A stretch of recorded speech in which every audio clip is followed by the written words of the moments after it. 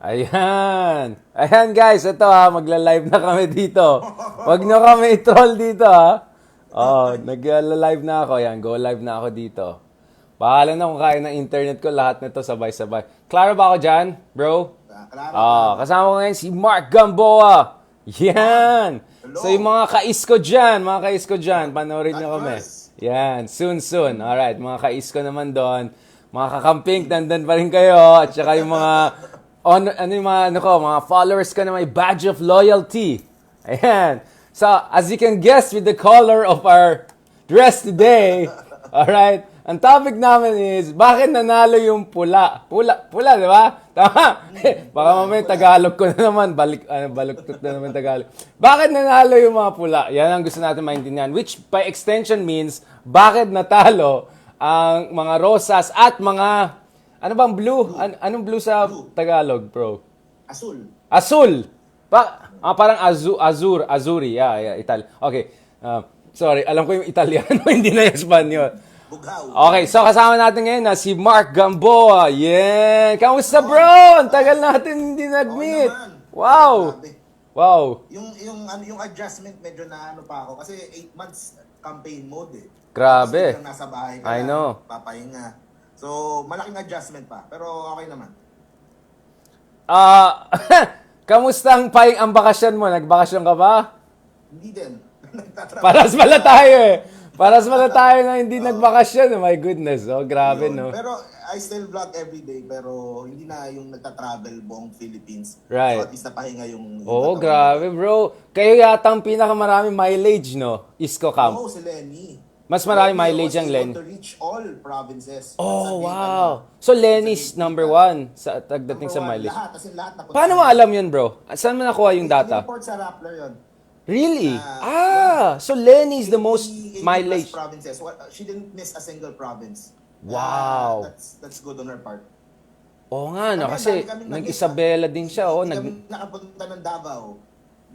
Oo nga, ba't di kayo nag-Davao eh? Di ba si Isko gusto niya endorsement ni Tatay Digong? Ayan. Yung si Sarah din eh, di ba? She became strict din with the team. Sa Davao. Sa unit team. Hindi so, talaga kayo nakapasok. Wow. Nahirapan talaga. Wow. So, did you expect this? I mean, nung nagsimula tayo dito sa episode natin, we were saying maybe three-way fight, maybe it's really Isko versus BBM or Lenny versus BBM. Hindi naman Lenny versus Isko, pero nangyari din may Lenny versus Isko within the bigger fight. Like, so essentially, what the worst we thought, medyo worse than that nangyari for the other two candidates, right? And the best we thought for BBM, even better happened for him, right? So, ikaw, how do you wrap your head around that, Mark? Ang ganda yung analysis na binigay mo eh. Yung Duterte factor in all of this. Right. Basically, yun talaga yun eh. Kasi nung nag-join si Sarah nung middle of November, nag-zoom yung kanyang survey, hindi na bumaba eh. So, it didn't go down. Parang nag-lock na, no? Parang nag-lock na. Grabe, oo. So, syempre, at that time, I was with Isko. Syempre, I will always push dun sa most optimistic na pwedeng mangyari for Isko. Right. Pero, syempre, behind the scenes, nakikita mo din na na you speak with governors, with mayors, kung ano yung nangyayari sa ground. Right. Tapos there's one thing lang Please go ahead, Mark. Alam mo yung Kalye survey? Accurate pala siya. Shoot! Bato yung nasa natin sa page ko. Ganun nangyari. 2-to-1 ratio. Yeah, hindi ko to nasabi sa audience ko. Actually, ngayon ko lang yata sabihin to. I think December or January, itong last, nag-Kalye survey ako. A different page, anonymous, hindi kita yung hindi Models of Manila. Hindi Models of Manila, ibang page. Uy, di mo sinabi sa akin yun, ha? And, I think sa Novaliches ko ginawa sa Quezon City, it was 30-1. Ganon. Oh, wow. ganon ka grabe sa Metro. Right. So mabigat talaga. Pero that was January, December, iniisip mo syempre. Pwede pang pumasok. Yeah. Pag pumasok yung mga debates and yung mga election season na magbabago. Pero yun, hindi nagbago eh. Correct. Tuloy. How about you? Ikaw? Wow. No, I mean, you already know my analysis, right? I mean, everywhere, right? I mean, ako naman, honestly, I in fairness kay Lenny, she got more than we thought, perhaps. Some of us thought, right? I mean, not necessarily me, but I mean, some of the analysts, I mean, she got closer to 30%, right? I think lampas siya ng 25%. Wala tayong exit poll, eh. So, yun pa yung weird mark, no? Wala tayong exit poll. So, hindi natin alam talaga yung exact breakdown or estimate breakdown ng final vote, no? Like, dun sa 58% who, which demographic, which province, etc. Pero, yun nga grabe talaga nakita talaga natin na he got the maximal because I said he can even go to 60-70%, but I thought maybe he'll settle around 50%. In the case of Lenny though, I was thinking that she might go to 30-35%, but it's in a scenario whereby BBM comes down, ISCO goes up, so three-way race, so 30-30-20, something like that, bro. But it didn't happen. Lenny went to her maximal 25-30, which is great, no, considering she started with what, 5%. So she, ang dami, laki niya, 5 times more yung kinuha niya dun sa initial niya. But at the same time, ratio niya, laki, 2-1 Kaya nga, ako for me, Mark, the ISCO campaign is, I think, the biggest curiosity of this race. Because BBM started as strong the moment that Sara did not run anymore. Alam ko, maraming troll na attack sa akin nung sinabi ko na Sara is really the biggest factor. So nag-cite sila, but October, yung survey, yung isang survey, Publicos Asia, 40% because by that time, alam ng tao, hindi natatakbo si Sara. But when she was in the race, Sara was number 1 by far. By far. BBM was lower than ISCO, di ba? In second quarter, ISCO was 15, Bongbong was 13, Sara was 26 to 30. Sara by extension, exactly. Kasi yung Duterte magic talaga. It's really, and who knows if that magic will be there 6 years from now, right? Afterglow kasi talaga ni Tatay Digong yan parang umaga andun yung momentum. But ewan ko, Mark, parang I was thinking talaga na sige, Lenny goes to her 30, but that's a very optimistic scenario. But she went, in fairness to that, Bomo, I said mga 40-50, but ISCO, I expect ISCO to do well in a sense that 10-20, but nag-collapse yung numbers talaga. And for me, I have my analysis of that. But ikaw kasi, between the two of us, you have been more directly involved in at least one campaign, right? In my case kasi, I couldn't really professionally would have undermined it. Although, to be honest, I'll just be, I've been in conversation with different campaign teams because it's my job. I'm an analyst, I'm a journalist, right?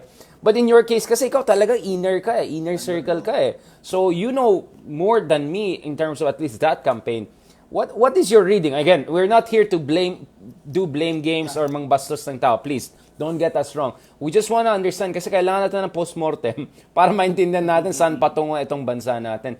So, how did he go down to 3-4%? He started 15%. Una, gusto kong sabihin lang din. Ako, I always, minsan nababash ko yung side ng nila Lenny or nung kakamping sa channel ko.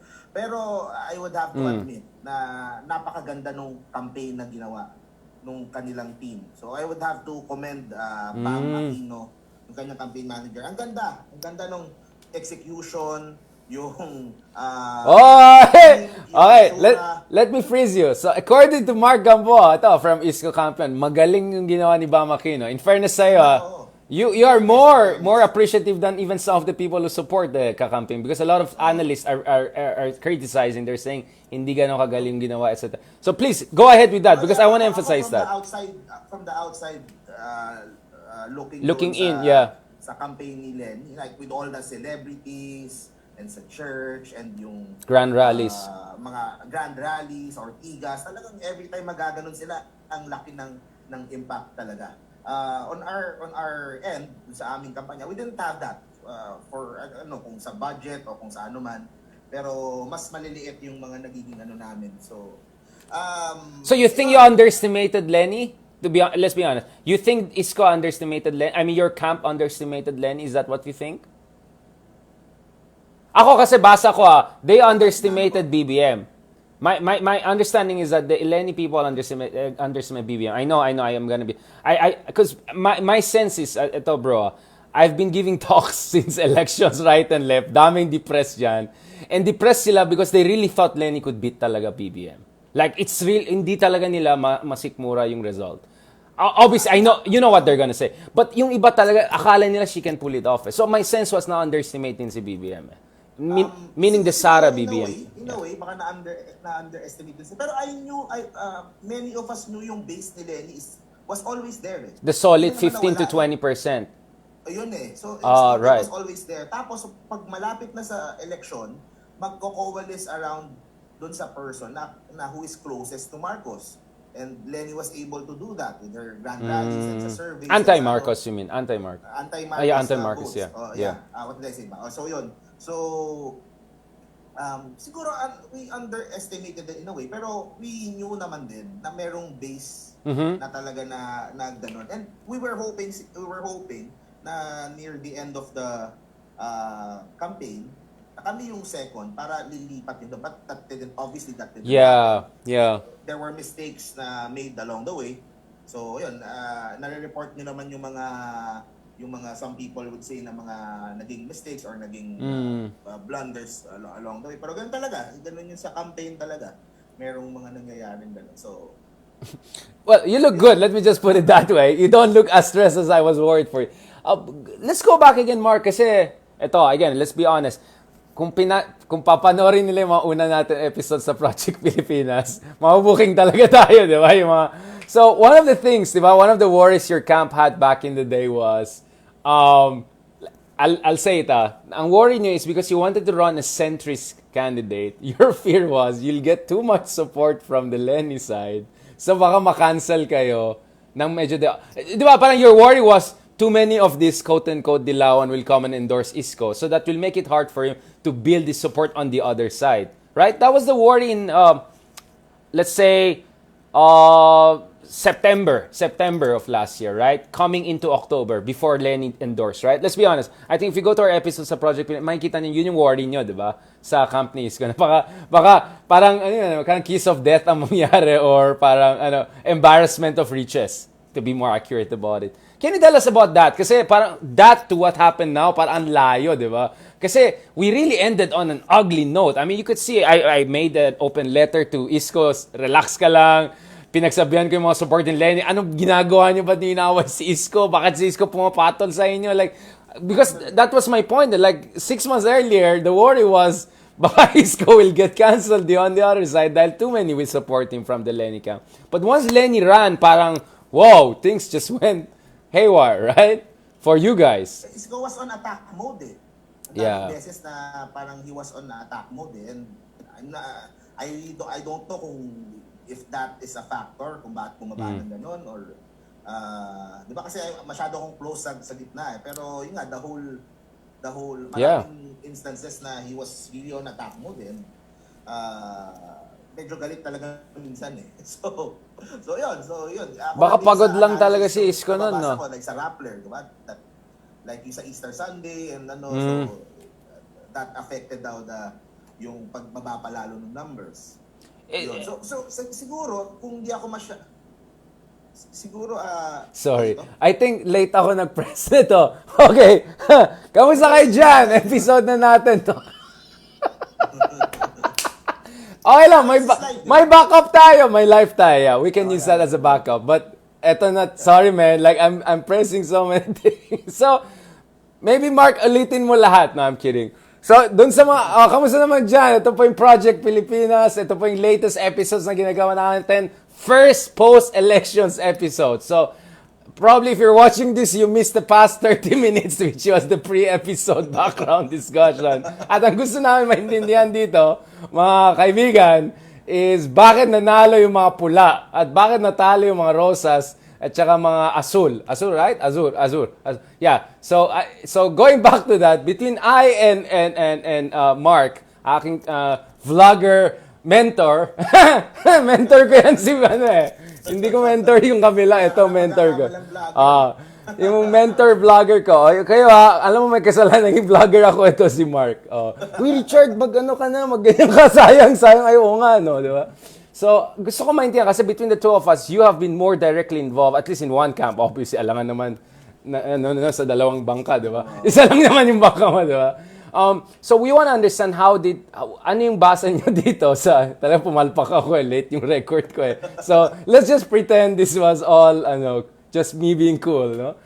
So in the shortest way possible, how do you understand Isko going from number 2 in the second quarter of last year, because that's one of the top candidates, to ending number 4 behind Manny Pacquiao? Manny Pacquiao became number 3. Halos wala yata siyang ginastos eh. Like, yung ibang tao, nag-money na lang bigla bandang dule. Like, how do we understand that, Mark? I hope I'm not putting salt into your wounds. But you look fine. You look fine, man. You look great. You look great. Yung sa recap, yung kanina na pag-usapan natin, before mo na, yun nga, of course, ang pinaka-biggest factor for BBM to surge that much is yung Duterte factor, pagpasok ni Sara. Right. And yung Duterte magic coming from dun sa Matanda with sa Visayas, Mindanao. So yun, definitely yun, malaking factor. Doon pa lang, umabante na siya. Tapos Lenny, of course, she has intact yung kanyang solid na base since 2016, kaaway ng mga DDS all this time. So, yun, solid yun. Tapos nung near elections na, nag-coalesce around Lenny Robredo. Yung kay Manny Pacquiao, I guess dun papasok yung sa region. Siguro if ito kung meron kaming mistake sa campaign, I think isang mistake din na I can say na I can Let's go. Yeah, please, let's be honest. Yeah. Didn't resonate sa probinsya. Right. Yeah, mahina talaga. Hindi nag-resonate. Bakit? Dahil paras silang taga Manila, Isko and Willie Ong? Is that also what if the VP of Isko was let's say, I don't know, Governor Gwen Garcia, Gwen Garcia. Ito na naman ako eh. Gwen, sorry pero isa yan, Gwen Garcia, at saka Tito Boy Soto. yung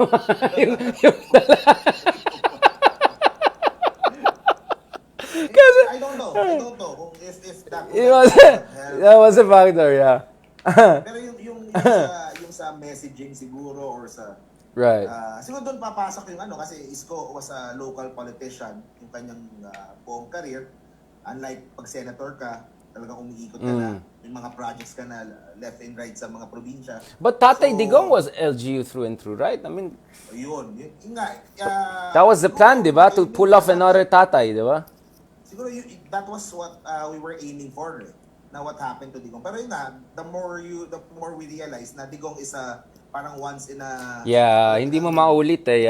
It's a... mahirap hindi maulit eh. Phenomenon kasi siya eh. Hindi mo maulit ang phenomenon. It happens once ever. That's it. Yeah, and Digong is LGU, pero from Mindanao. So it was the first from Mindanao and from Visayas after a very long time, diba? So, yun. So, we didn't resonate sa probinsya. We tried, speaking about agriculture, about mga fisheries, pero siguro hindi nag-click kasi walang Tama. Walang background. And doon may si Manny Pacquiao. So, meron siyang solid na sa Mindanao sa Mindanao and sa Visayas, pag Visaya siya. So, ayun. Tapos senador siya, so meron siyang mga nagawang siguro projects or something national scale, parang ganun, pero tingin ko baka din. Siyempre, to be honest lang din, baka let's just be honest, bro. Let's be honest, the analysis kasi mahirap na I'm too close to the middle eh. I understand. From analysis din, Isko was on parang attack mode nga eh. Attack mode. A lot of part dun sa aming campaign. So, you think too aggressive si Isko? He was too aggressive at some point? Yeah. Right. Baka yung mga tao. Pero the thing is kasi BBM was able to parang yung mga tao na hindi dapat pag hindi ka tumitira, hindi ka dapat. Yeah, yung hindi kami naninira, I think was really a brilliant strategy. It really resonated. Pero for the longest time, tsaka si Isko sanay kasi sa local eh. Yung mga local na laban, like mayor versus mga mayoralty na laban, na talagang grabe magbatuhan ng mud. Tondo boy siya. Siga eh. Siga talaga. Ako kasi, ito bro, I'll just say that, Mark.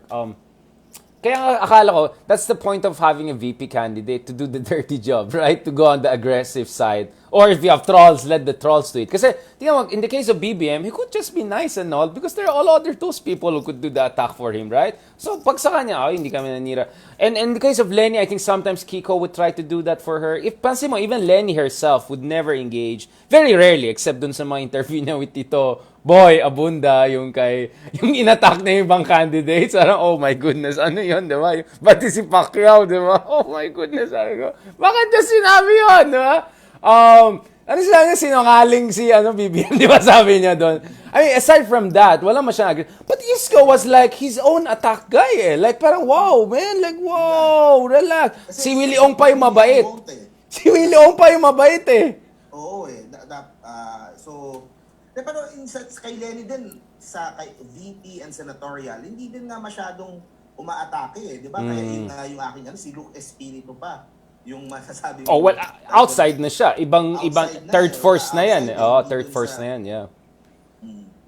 So, yun eh. Pero at the end of the day, talagang, parang, when tinitignan ko ngayon, parang, hindi ko makita how to beat itong juggernaut na Marcos and Duterte na magkasama talaga. So, essentially, we arrive at the same conclusion, which is the moment na nag-lock in itong combo na yan, it was just close to impossible. Kaya sabi ko nga, to be fair to Lenny, let me be fair, before I go to the Lenny strategy, and a little bit also on Isko, no?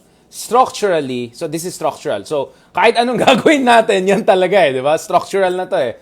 Both Isko and Lenny had really a big problem. That was nagsama yung dalawang camp. Had Sara decided to run, my argument is I think BBM would have dropped out. I mean, I just can't see how BBM can pull it off or if he can take another defeat after 2016, no? Kaya talagang crucial for BBM to convince Sara. So, Martin Romualdez, Arroyo, they all played a very important role. Si Gwen Garcia, right? I mean, that whole cabal, I think did a very good thing. Casco, yung anak niya. Mahusay yung ginawa nila yun. So I think the moment nagsama yung dalawa, ang hirap na talaga. Now, ang basa ko dito, please Mark, disagree with me if you want. Now, the other structural disadvantage, by the way, I saw both for Lenny and Isko was this. In the case of Lenny, obviously, the disadvantage for her was the association with the very color that she abandoned in favor of rosas. Let's just be very honest about it. Why did she go pink? I mean, we know why, right? But the association didn't go away. And if yung pangalan ng campaign manager mo is, you know what I'm saying, the science of that, then it's gonna be hard for her. So I think she had also that issue. Like, it helped her to consolidate the 15-20%, but it also allowed for the other side to say, ay, wag natin ibalik mga yan. Kung si Lenny manalo, mga ano na naman ulit, diba? So I think that was another limitation, almost structural limitation Lenny faced. In the case of Isko also, of course, well, you know, one of the things I kept on hearing, Mark, dun sa mga kausap natin, mga kapatid natin from different socioeconomic classes, no? Parating sinasabi nila, alam mo, okay si Isko sa akin, pero bata pa. And that's why, kaya nga napansin mo yung sinasabi ko parati, bakit si Isko, naka-rubber shoes na stand, tapos you know, he looks cool, but he doesn't look presidential. He looks like senatorial. Parang, sabi nga nung isang prof ko na nagsama, sabi niya, oo nga, no, gusto ng Pinoy tatay, pero hindi kuya. Di ba, bilang presidente. So, kasi sabi ko, wait lang, Sara is even younger. Di ba? Pacquiao is younger than Isko, but I never heard any of them say, bata masyado si Pacquiao or Sara. But everyone says, so sabi ko, baka kasalanan niya masyadong makinis yung skin niya, di ba? And yung forma. So, honestly, we can make fun of it, but image is everything. It's branding, bro. It's branding. Ako, napansin ko, pag shaved ako, iba yung market ko. Pag may beard ako, iba yung market ko. Diba? These little things actually matter. So I was always wondering about that. Sana medyo mas... But so that was one thing. And you're also right. Wala siyang bailiwick eh. Wala siya. I mean, he's a Manila guy through and through. Like, Lenny had Bicol. The other had solid South, solid North. That made it very hard, no? Now, going to Isko, isang concern ko dyan with Isko is, I think communications. Please tell me like the communications was not as disciplined as it should have been. One reason is, aminin natin bro, madaldal si Isko. I mean, he's great if you want to interview him, like ang dami mo material. But that's also a minefield because he can make a lot of mistakes, right? Lalong-lalo na in a race na lahat naghahanap ng mistakes, di ba? Tingnan mo si BBM, very Kaya ikaw, baka mamaya ma-accredit ka na sa Malacanang, hindi kami na sa media, pag-usapan natin yan. Kasi, di ba? Delikado yan. And then, ang basa ko rin dito kasi it became a... And then Isko went from playing it safe on Marcos, at least this looks to a lot of people from outside, especially mga kritika. And then bandang dulo, Isko was even more aggressive on Marcos than any other candidate, right? Yung attack niya doon sa real estate issue, sa West Philippine Sea. I'm sorry, look at the Comelec debate, the last one, Isko was the most aggressive on Marcos. Yung parang nag-Cayetano versus Marcos, parang yun na nangyari. Like, yung parang, wait lang. So for some people, that was a kind of a too much of a swing. That perhaps, again, perception ng pinag-usapan natin, Marka. You can disagree with me in terms of intention, strategy behind it, but I think that's how it looked like. It went a little bit too wild, parang na-crossover, kumbaga kung NBA, di ba, na-crossover siya. And then, to be honest, I think the fights with the Lenny camp, I think that was not really helpful at all. I think the press conference was horrible, and we saw it. It damaged him significantly. Also, si GMRC. Also, he was very much affected by that. At para sa akin, like, that's the last thing these two guys need. Now, going to Lenny's side, para naman fair, na hindi mo sabihin, inatak ko lang si Isko. Well, nanalo na si BBM, so ano i-criticize ko dyan, di ba? Ang titignan lang natin, yung 200 million lang daw yung ginastos. Okay. But speaking of Len, I think ito Marcos, siguro this is where I'm slightly more critical than you. Ayan na, maano na ako.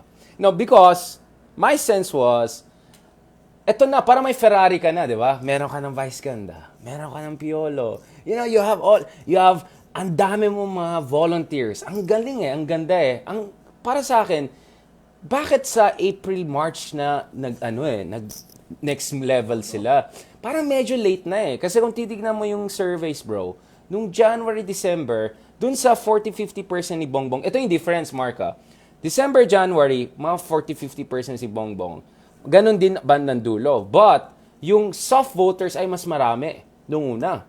Lumilit yung soft voters as time goes by. So, ang isang basa ko dito is, hindi na maximize yung itong mga assets na meron yung mas mauna pa. Feeling ko kung nangyari yan, the race could have been far closer, not 2-1 ratio. So while I completely agree with you, Lenny, in fairness, you went from 5% to 26-25% or even more, diba? At the same time, ang dami niyang assets din Sayang diba? Tapos yung hinamon pa niya si Marcos, bandang dulo na yan. Sana nung December pa lang, hinahamon niya na si Marcos or November pa lang Bakit? Takot ka?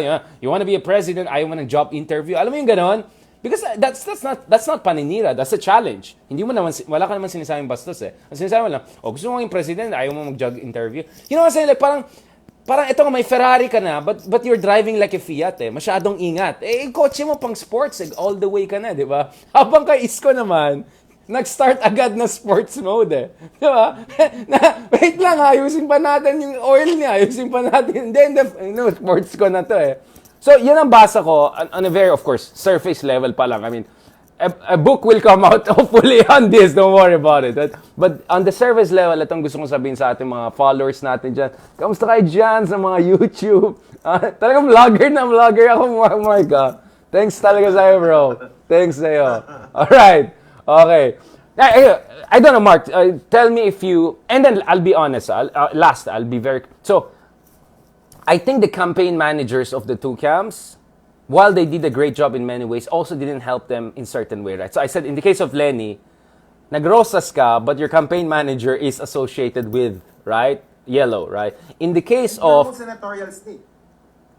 Oh, yeah, yun pa. Yeah. And in case of Isko naman, the campaign manager was very associated with Duterte, so it made it very difficult for others na gusto kay Lenny pero hindi sure to go to Isko. So it made it easy for the Lenny supporter to say, wala trapo yan, Duterte light yan. You get what I'm saying? I'm just going to be brutal. I'm not going to say anyone is bad. I'm just saying, in the level of optics, yan ang medyo naging concern natin ngayon So, while, did people even know Abalos? I mean, I know Abalos because Mandaluyong, but average people, are they aware of, you know what I'm saying, kay Mayor Abalos? Hindi, diba? Kung tignan mo yung team ni Bongbong Marcos, they're all, I won't say gray figures, but they're all very low-key figures, right? Even, of course, executive secretary. Diba? I mean, look at it. Vic Rodriguez. Diba? I mean, they're all so low-key guys na sobrang, but tignan mo yung, si Banayo nga, nagbibigay ng interviews right and left nung interview pa lang. And of course, Bam Aquino is very well known, right?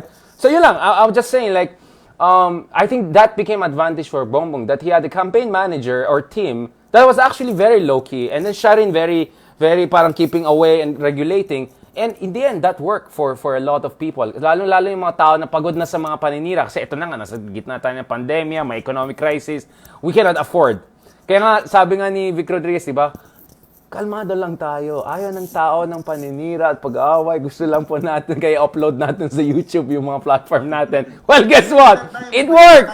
It worked! It worked! Hindi nyo na lock in eh. They just have to defend yung kung ano yung na-lock in nila na supporters eh. Sa akin, you mentioned kanina na Isko in the beginning is parang holding back na tumira kay Marcos, di ba? Kasi ang part din ng plan ng campaign Isko, pagkabasa ko, though hindi naman ako kasama doon. Yeah, let's just you're not the campaign manager. Yeah, exactly. Yeah. Was to stay away from the martial law issue. Kasi parang we knew ako nararamdaman ko na din na unfortunately, majority of Pinoys are now favoring yung narrative ng Marcos regarding martial law. Which is crazy thinking about what a difference in 6 years lang. 6 years lang na... Of Duterte, who buried Marcos in the Cemetery of National Heroes. In that 6 years, the Marcoses were fully rehabilitated.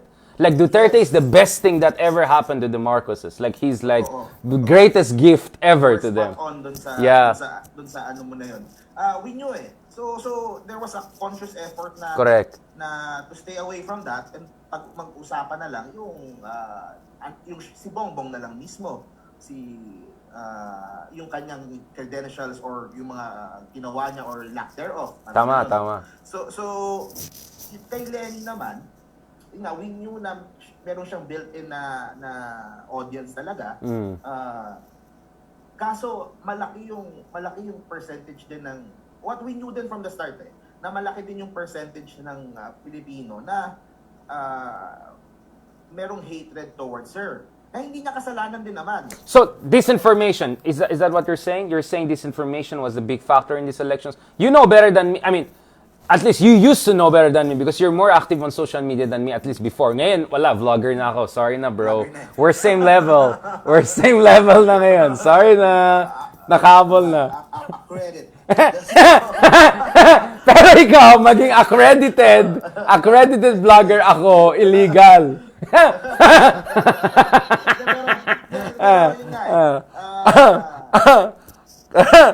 Kasi propaganda. Sakit nun Sakit nun. Accredited ka ako, hindi. Launch towards her sa radio, sa TV, sa social media, araw-araw, for 6 years. It takes an effect May effect talaga So, I knew na it's all leading up dito sa 2022 Ang masama nga nun for the Dutertes, sila yung naghanda for 6 years itong mga atake na to, mga DDS. Tapos sila yung nagsain, ang kumain yung mga Marcos. Diba? So, oy! May DepEd si Sarah. Kaya, naka-DepEd naman siya different Sarah is different din nga Kasi from the boys diba? Right. Sa mga sa inner circle ni Digong So, I know. That whole... Yeah. At saka iba yung mommy niya. I mean, diba? Okay. I'm not gonna go into the internal Duterte family. Ibang usapan na yan. But, for me, that was the biggest failure of Duterte. His inability to engineer his succession. Because clearly he's not happy that neither his daughter or Bongo won. And yung part na yun ang hindi na-capitalize, I think, nung sa side ng kakampigs. Kasi I remember yung divisions. This time mga last year, I was the only one shouting about that. Sobrang konti lang. Right. Na merong tension sa loob. Dahil pinapanood mo sila Banat Bay versus yung mga the other vloggers. Yeah, right. Kasi nag-aaway na. Yeah, yan ang indicate. Hindi masyadong nakapitalize, hindi masyadong Tama. So, pero I think ang yung mga atake na yun kay Lenny, and I think isang naging mistake din, at least in terms of sa election sa 2022, yung sobrang pag-atake naman niya kay Digong for 6 years. And Digong is very popular. So it backfired. Yeah. Who would have expected 6 years ago na even after all those attacks, He'll still be 80%. Yeah. He's a phenomenon. He's a phenomenon.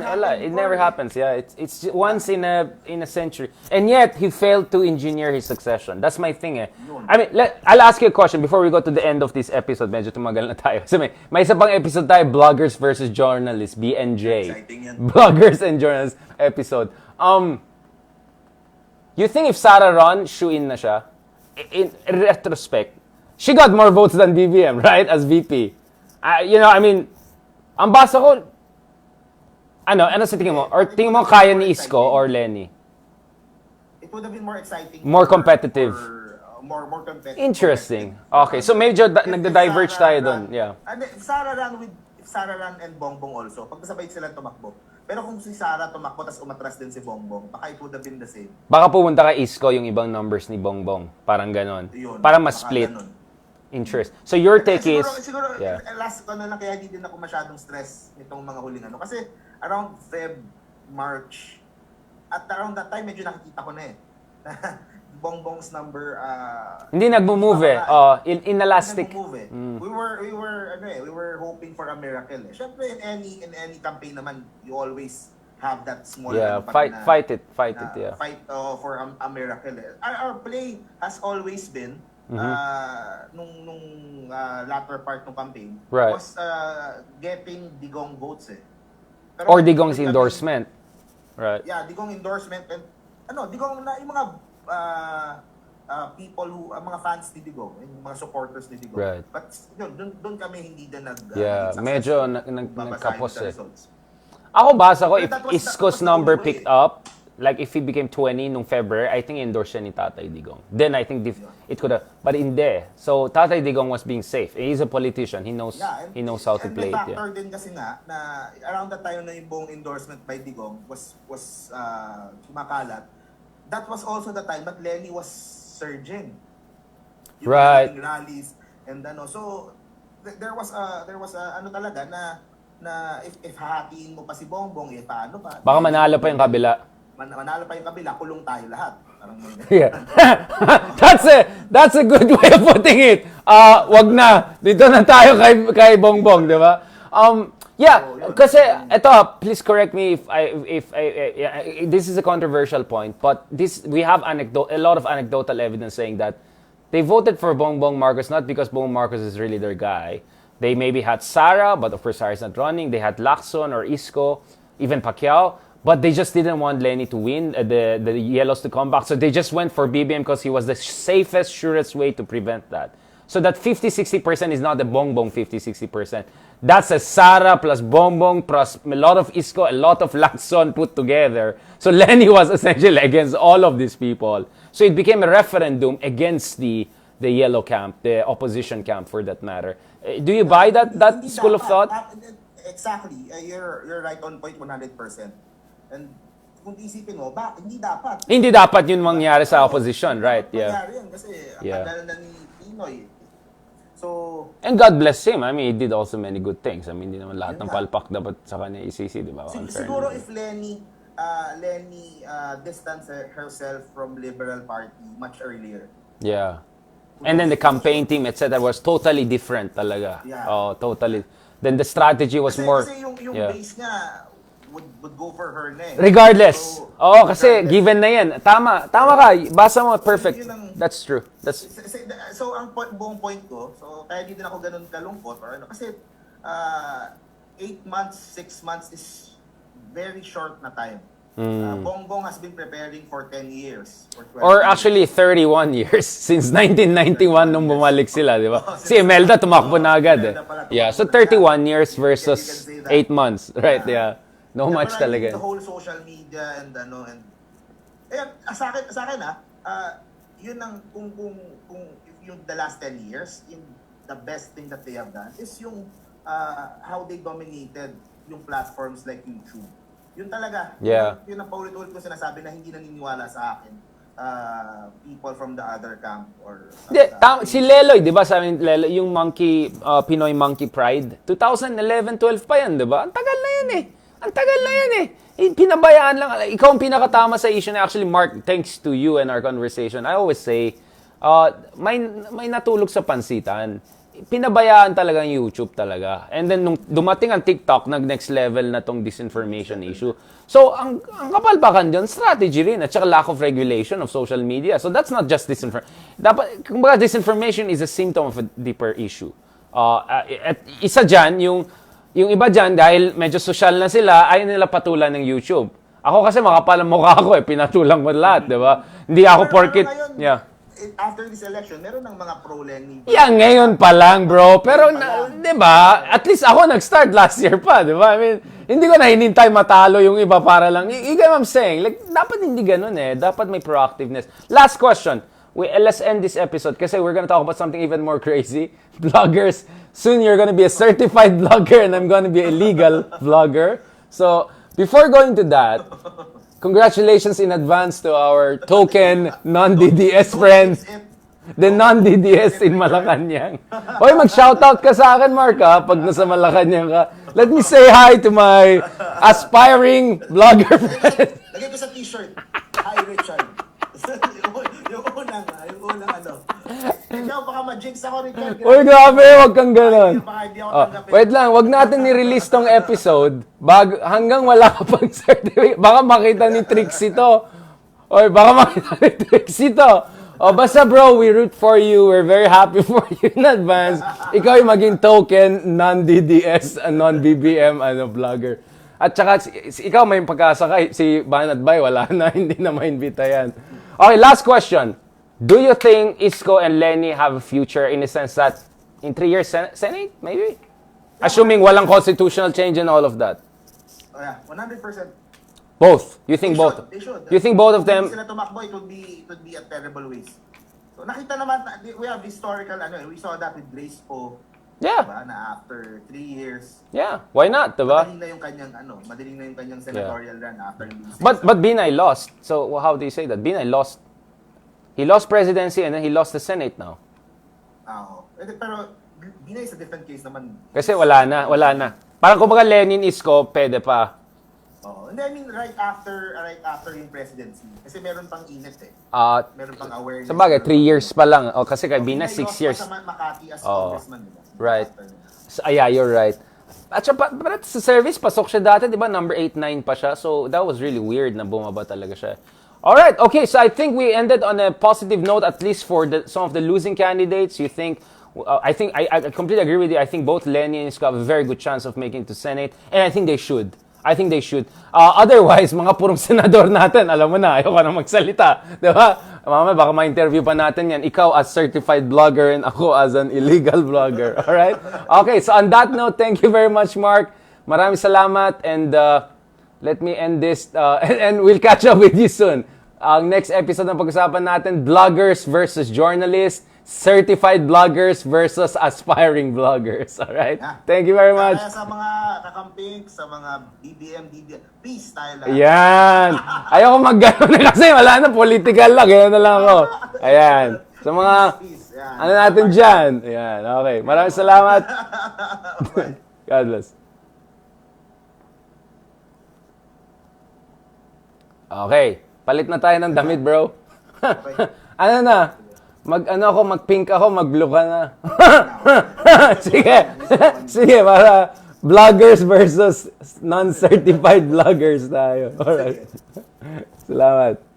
Alright guys, thank you very much. Mag-charge muna ako ha. Thank you so much for joining us. Balikan ko kayo. Thanks kay Will, kay Rad. Mamaya kayo ha, mamaya kayo. Balikan ko rin kayo. Ay, yan talaga kung marami kang alaga eh. Thank you rin kay Yorty, kay Rian, kay Nolly. Ayan, marami tayong mga friends dyan. Balikan ko kayo sa YouTube mamaya. Huwag kayong mag-alala, balikan ko kayo. Magpalit lang kami, tapos next episode na. Ayan, God bless. Ingat po. Paano to? Wait, di ko na alam. Paano ba tong YouTube? Off ko lang ba to, bro? Paano tong YouTube? Okay, ngayon palang live ng YouTube. Ito pala yung pampapogi. Wow, meron pang filter. Walang niya. Okay, sige guys. Talk to you soon. 1 second. Ayan, and. Low bat na kasi tong phone kong isa. Wait lang. Nag-live ka dun sa ano mo? Naka-live ako. Narinig ka ngayon ha. Huwag kang magsalita ng masama. Naka-live ako dito sa Facebook, bro. 1 second lang. Naka-live ka pa rin ngayon? Oo, naka-live ako. Palakala ko. Diretso na yan. Wait lang, palit lang ako ha. 1 second. Low bat na kasi to eh. Off ko to ha. 1 second lang. Ano, live ka na yan ah. Wala talaga, bro. Since hindi naman ako ma-certify sa Malacanang, itodo ko na tong illegal vlogger live ko. Okay, balikan kita. What's up? Balikan ko kayo guys ha. Palit lang ako. Hindi ako nag-ubad sa... Ayan tayo. Oo nga eh. Wait lang. So, ngayon naka-live ako ngayon? Oh, dito. Naka-on bro. Dito yung phone ko. Maririnig ka. Ah, sa phone mo lang, on your side lang. Yeah, don't worry. Yeah. But they hear you, bro. They hear you. Everything you say, narinig ka. Ayan, nag-emoji. Tawanan na sila doon, no? Narinig ka, bro. Umayos ka. Si Richard talaga, ano yan eh. Makapal ang mukha niya, no? Uy, pero ang ganda ng discussion, bro. Dahil wala si Richard, guys, sabihin ko na sa inyo yung totoo. Wait! Kaya si Richard... Wait lang, off ko yun. I-ano ko yun. I-on off Si ko Richard, yun. Isko Moreno talaga Grabe! yan. Grabe! Tony Grabe God ka. first. Oo, weekly nasa Manila City Hall si Richard. Grabe. Alam mo mga ano to, fake news talaga itong mga vloggers na to ha. Fake news talaga kayo. Mga vloggers talaga fake news. Huwag kayo maniwala kay Mark Gamboa. Kaibigan yan ni Banat Bay. Wait lang. Uy, walang iyak ka. Nandun din naman ako sa Batak City Hall ha. Hindi lang ako nasa Manila. Sa weekend, sa Batak ako. Sa weekdays sa Manila City Hall. Tapos nakikitext lang kami ni Ma'am Lenny sa gitna. Oy ma'am, andito lang po ako sa labas ng ano niya. Pero andun pala ako sa Batak. Ilocos. Walang iya. Anyamet. Oy Mark ha, mapahamak na naman ako sa iyo ha. Ikaw ngayon talagang, alam mo, di ka pa nga certified. Ganyan ka na sa akin. Naku po, baka mamaya. Katabi kayo ni Trixie, ha? Mamaya, katabi kayo ni Trixie, tapos magpa-press conference kayo, tapos lalaitin nyo kami. Si Darian, ano yan? Tuloy, oh. Tuloy, mali yung nilagay ko. Wait lang, ayusin ko to. Ay, wait lang. Wala, nag-uubad na ako dito. Wait lang, 1 second. Ano ba yan? Ano? Tinitingnan ko yung live mo eh. Mga 1,000 na viewers. Ang daming live viewers. Ang daming live viewers, wala naman nagpapadala ng stars. Padala naman kayo ng stars, guys. Ano, parinig ko. Ayan, tama yan. Nagbigay ng 100 pesos yung isa. Parinig ka na. May nag-send ba? Ayan, meron na. Ayun, Hoy, narinig nyo ba yan? Kunti naman pamerienda dyan. Uy, narinig nyo ba yan? Pakulay naman Anong oras na? Di ba kayo nagbigay ng stars sa amin? Tagal kami nagdaldalan dito. Ayan. Pero may effort o yan. Nagbihis pa si kulay. Talagang nag-effort ako. Ayan, okay. Eto na, journalist versus certified vloggers. Let's do it. Let's do it. Okay, Walang hiya ka talaga, Mark. Let's go, Ayun, send 500 stars, oh. Uy! Pabalkon. Ba't nakikinig kayo kay Ba't nakikinig kayo Mark Gambo? Dyan. Walang hiya to. Talaga tong mga Isko camp na to, may life after elections talaga tong mga to. Yung kabila, depressed na lahat. Nag-New York na lang eh. Balenciaga. Okay. Sige, game. Record na tayo Game. Okay, go. So, guys, kunwari, ibang episode to Tayo lang, wag niyo sabihin sa iba yan Okay. Kunyari, this is another episode, different day. Oh bro, kamusta? Been 2 months since our episode. Yeah, alright, okay. Hindi nag-intro kanina eh. Ayun. Matino na naman. Ayun, tama. Tama, di ba? Parang Welcome to Project Pilipinas. Ayan, A okay. brand new episode. Alright. Okay. Very exciting yung topic. Alright. Okay. Kamusta kayo dyan, guys? Ito na, mga episode natin. Parang pang FBI Live kong style ko. Ito na, latest episode For natin. today's video. I know. Project For today's Pilipinas. Ano episode na tayo, bro? 37? Mga ganon. Malapit na tayo mag-40, bro. Matanda na tayo. Ayan na. Nagpaparinig na yung mga hindi pa kasal na magka-40 na. Okay, bro. So, last episode natin, which was a long time ago, right? Nung nakapula pa tayo. Ang pinag-usapan natin is, bakit nanalo yung mga pula at natalo yung rosas at saka mga azuri. So ngayon, ang pag-usapan naman natin is, bakit yung iba na kahit natalo yung kandidato nila, pwede pa rin sila ma-certify as vlogger sa Malacanang habang yung iba wala ng future doon. It's a unity. Okay, bro. So, itong big issue nowadays, it's a very controversial issue. So, obviously, first of all, I knew that Trixie was in the contention for the press secretary. From very well-informed contacts, noon pa lang. But I didn't say anything in public about it because I was told that they were still considering other options, including, let's call it, more traditional journalists, whatever, etc.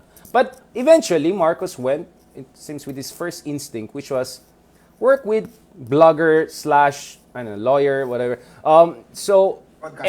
Podcaster, whatever. So in a way, it was not surprising. At the same time, a lot of people were saying, well, Marcos went for professionals, pros, diba? For his technocratic position, etc. So they were hoping that the whole cabinet will be more like that, more glitzy, glamorous, very credentialed people. Kasi press secretary, yung trabaho niya, kausapin mo si, CNN International, BBC, etc. Medyo magarang trabaho. At in fairness, in the case of Tatay Digong, ang kaibigan natin si Martin, diba? Martin comes from the media. He's a legitimate journalist. You may have issues about him here and there, but he's a legitimate journalist, right?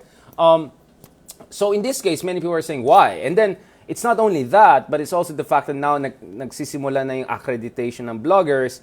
But what made many people worried, especially in the journalistic community, people close to my heart, people I've been working with, is yung first major press conference ni Bongbong Marcos, right?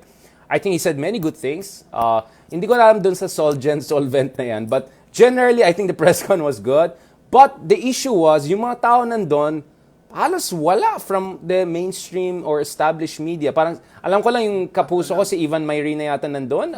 And then essentially, it's those alternative media, let's just call it that way and all, right?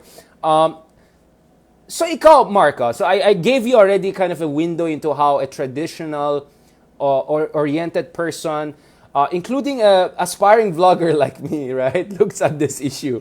But ikaw, as a traditional vlogger, as a legit vlogger, anong intindi mo? Like, first of all, did you expect that Marcos will go for a blogger to be his press secretary? And then what do you think about the first press con and then also this accreditation issue? Can you tell me something about that first before we go into the debate, which is blogger versus journalist, B&J? Yeah. Actually, nagulat din ako na si Secretary Trixie yung pinili. Nung kampanya, she wasn't very vocal. Hindi siya yung katulad ng ibang mga social media na talagang attack for Marcos. Pero I've known her for a few years na. Alam mo ba, Richard, nag-broadcast din ako sa radio for about 2 months. Oh! WIZ. Right. Can you tell us? Yeah, okay. Yan. I was a co-host kay Attorney Topacio. Oh! Wow! Your circles, huh? Is a very close family friend. So wow! they invited me Wait lang. na mag-co-host. So nag-co-host ako for about 2 months. Okay naman.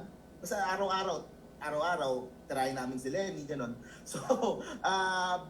So before there was a Gadon, there was a Topacio, just to be clear about this. Okay, yeah, you were saying, yeah. Before nung Yes, yung Topacio na show namin, was Karambola. So show nila, no? Show ni Trixie. TP kasama din doon, di ba? Before. At saka si Contreras, right? I think so. Before then. Yes, right? Sorry, I just want to make sure. Pero Yeah. nabutan ko, wala na yung dalawa. So, iba yung kasama ni Miss Trixie. I think si Conrad and I forgot the name. Right. So, I looked at Miss Trixie more sa DWIZ as a radio host. Mas ganun ko siya nakikita kesa as katulad namin na talagang vlogger na as in talagang vlogger talaga all throughout. Right. So, wait, ilang years ka pala nag-vlogging, bro? Ilang years ka nag-vlog? 10 years na ba? Or 6 years? 4 years pa lang. Oo, tapos 3 years na politika. Yung buong So 1 year ka lang parang showbiz style and then 3 years na political? Yeah. Wow, grabing transition mo, ah. Sabay nung kay Isko. So, Wow. yung kanyang term. So, I'm celebrating yung pangatlong taon dito habang patapos na yung In fairness, mga interesting. 2019 batch. Mhm. So, mas tingin ko kay Trixie mas more on sa radio. So, yun ang... So you see her really as a DJ, radio DJ? Is that what you're saying? As a radio host, a radio commentator, or Okay. broadcaster. Okay. Kesa yung katulad namin na sila Banat Bay, sila Sangkay Jan. Or Mocha. Or Mocha, ganun. So, more, yun ang tingin ko sa kanya. And she was really nice to me, Kasi magkasunod yung show namin, tapos papakilala niya kami, ganun. So, my experience with Trixie is okay naman. Ayan tayo. They're nice to me Like, they're nice to me So, okay lang. Ako, ganun attack sa akin kasi si Ma'am Carlos, di ba? Clarita Carlos, prof ko yan, di ba? Dati, tapos very close kami. So, syempre, they attack her for revisionism, all of that. And then sometimes I say, but you know what? She was nice to me as a student. So, she's nice to me Yung ganun na naman tayo Alright. So, pero syempre, I knew na from that time na she was very hardcore anti-yellow. Yun alright, okay. Sa kanya. So, definitely. Di ba nung time na yan na-suspend siya bilang lawyer, this was around, kailan ba siya nag-suspend? Parang, hindi ba ganun yun? Hindi ba Pinoy yun? Yeah, let me double check that. Ayoko mag-say. I just want to check lang about, parang may nakita ko 2015 or something like that. So, kung titignan mo siguro yung direction ni ng mga Marcos administration in terms of communication sa pagpili kay Trixie, kung ako yung tatanungin, si Trixie, hardcore anti-yellow. So baka ganun yung mangyari. And then she's trained as a lawyer, UP law. Even though suspended, etc. She's a lawyer, so she has an understanding of jurisprudence. Nakasama ko rin siya dun sa debate namin ni Sasod, di ba? She was one of the moderators. She tried to kind of pick on me on the EJK issue, etc. I know the trick was she was trying tricks that Trixie played. But anyway, I have nothing against anyone. Yeah, wala akong. So she's good in terms of playing those legalistic, technical terms debate. So, in a way, press secretary, so you're arguing that press secretary was not the most important. I knew that she was in contention, but you're giving a different perspective because your perspective is that she's not necessarily just this or just that, but she's actually a radio person, she has a legal training, etc. So maybe that made her the right person to handle the Marcos communications and all that. Hindi mas vlogger or blogger ang tingin ko sa kanya. More right. Doon sa karambola talaga. Yeah. As a radio broadcaster. Yeah. Pero ayun nga. Basta ang bottom line dyan, kahit sa vlogs, kahit sa radio, she's very anti-yellow. So yun yung asahan natin for the next 6 years. Na in terms of sa mga lalabas na communications. But wait lang, just to be clear about that, didn't she say all the things about Imelda in the past, on the issue of Imelda, conviction and all? And di ba binalikan siya on those issues? No? Yeah, I'm just saying, you know what I'm saying? Like, no, in the past, she said things against Imelda and the Marcoses, right? Like, she was like Duterte, but not pro-Marcos. Parang kinda Cayetano-ish, right? Pro-Duterte, but against Marcos. Parang may ganun siya dati, di ba? And then, ngayon sinabi na, well, nagka-liwanagan, whatever, nagka-enlightenment siya, whatever. Of course, that makes sense in light of everything now, right? Okay, so, speaking of that, of course, you're not gonna say bad things against her because she's gonna give the licenses. Para iklaro na din natin. Para sa mga Of course. Ako kasi wala na akong pag-asa dyan sa vlogger license. So I'm gonna be honest, man. I'm not saying hindi ka honest. I'm just saying, nga, no. Siya yung magiging tagalgay ng lisensya. Mga vloggers. Woo! Lisensya. Yan. Yun, I already nakausap ko na siya saglit. Oy. Na gusto ko magpa-credit doon sa yung sa kasi the thing is, hindi pa siya approve Yung right. It was just a proposal from her. So right. Pag na-approve 'yon, kapag they're going to give out mga passes or accreditation or I'll apply. Iyon. Gusto ko talaga. Gusto ko. Wait lang, ang daw yung application, nag-usap lang kayo. Uy, bigyan mo naman ako ng ganun Paano ba yung process na accreditation? Wala pa kasi ganun na. Di ba magkasabay tayo sa karambolan? Di ba? Proposal talagang sumabog kasi nga, nagkaroon na ng debate between journalists versus bloggers or bloggers. Right. Na parang bloggers are not journalists. Na ngayon, pumuputok yung bulusan, nasa na yung mga vloggers, at wala doon. So parang biglang sumabog na yung ganong issue. Right. Pero sa totoo lang, wala pang, hindi pa approve. nagsisimula yung accreditation. Pero more or less, I have an idea na din kung sino yung sa mga pro-BBM yung mabibigyan ng accreditation. Yung mga malalaki sa kanila. Yeah, given na yan, di ba? We know the gang, right? We know the gang. Wow, that would be... Yung isang parang Kim Jong-un ba yan? Sino yan? Yung isa na feel ko makuha niya. Oh, anyway, di na ako magbardagulan. Ayaw ka na magbardagulan. Okay, so now let's go to the debate. All right, now let's go to the debate. So, what do you think about this journalist questioning the qualifications or lack thereof of bloggers to cover something as consequential, as sensitive, as high stakes as presidential briefings? Anong take mo dyan? Do you think it's just being elitist, being just bitter? Ampalaya lang ba ito? Ampalaya monologues? What's going on? Tell me honestly. For a moment, forget that you have to apply with Trixie for your license, right? Can you tell me honestly, anong tingin mo dito sa mga sinasabi ng mga journalists or mga journalist professors of journalism? So academic people. So people like more like me who have their hands in both cookie jars, right? Yeah. Kasi minsan may nakaka-argue din ako about that, yung mga ayos sa ganyan. So ang parati kong tanong sa kanila, siguro balik ko din sa iyo Richard, yung tanong, kung sakali ba na si Lenny yung nanalo, tapos Lenny would allow vloggers, would give accreditation to pro-Lenny vloggers sa Malacanang, okay ba sa inyo or hindi? And marami sa kanila, ayaw pa rin talaga. Parang ayaw nilang mahaluan yung mga journalist na nasa Malacanang with vloggers. Pero you mean supportive si Lenny, ayaw nila sumama even pro-Lenny vloggers doon? Even pro-Lenny. Even pinari si Lenny yung nanalo. Tapos, same thing yung mangyari. Parang ayaw din nila. Pinoy ako vlog? Parang ganun din. Like, but Pinoy ako vlog must have good relationship with, hindi ba? Parang, si Pinoy ako vlog, right? Yun na lang. That's a good example. Kunyari, if Lenny won, si Pinoy ako vlog, tapos siya yung bibigyan ng accreditation, would you be against that? Or maraming kakampings na ang sinasabi na ayaw din talaga nila. So walang double standard. Purist sila na. So they have no, hindi sila hipokrito, they're purist. Or elitist, some would even say. Alright. Kaso yun nga, ang problema nga, parang medyo looking down on vloggers na din.